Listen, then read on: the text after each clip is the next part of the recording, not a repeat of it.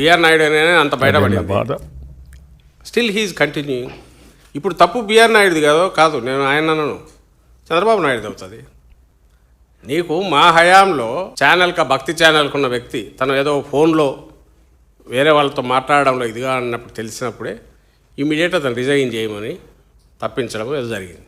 ఇమ్మీడియట్గా ఫస్ట్ చేయాల్సింది ఏంటంటే ఆ వ్యక్తి ఎవరో అతనన్నా సరే ఇంత ఆరోపణలు వచ్చాక నేను దీంట్లో ఉండడం కరెక్ట్ కాదు అని పక్కకన్నా తప్పుకోవాలా. దానికంటే ముఖ్యంగా నా బిజినెస్లు నాకన్నా ఇది ఒక లెక్క అన్నట్టు మాట్లాడతాడు. అంత అహంకారంతో తను మాట్లాడినా చంద్రబాబు నాయుడు గారు ముఖ్యమంత్రి అయిన అసలు దాన్ని పట్టించుకోకపోవడం అంటే 2 రోజులు అయితే మర్చిపోతారని. అదే పొలిటికల్ పోస్టా, రాజకీయ పోస్ట్ అయితే లేదా అడ్మినిస్ట్రేటివ్ అయితే మీరేమనుకుంటే నాకేమని నవ్విపోతారు, నాకేం సిగ్గని వదిలేయచ్చు. కానీ ఇది కాదే. అయినా సరే వదిలే కాబట్టి అసలు నేరస్తుడు ఎవరంటే ఇప్పుడు చంద్రబాబు నాయుడు అవుతారు. అతన్ని బిఆర్ నాయుడుని తప్పించకపోవడం ద్వారా తాను కావాలనే ఇలాంటి వాడిని తెచ్చిపెట్టాడేమో అని అనుకోవాల్సి కూడా వస్తుంది.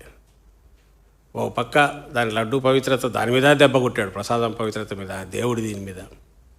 రెండవది ఆరోపణ వచ్చినా కూడా కళ్ళ ముందు కనపడుతున్నా కూడా అతను తప్పించకపోవడం ద్వారా చంద్రబాబు నాయుడు ప్రూవ్ చేసుకుంటున్నది ఏంటంటే నాకు దేవుడు అంటే లెక్క లేదు, పత్రం లేదు, ప్రజల విశ్వాసాలంటే గౌరవం లేదు,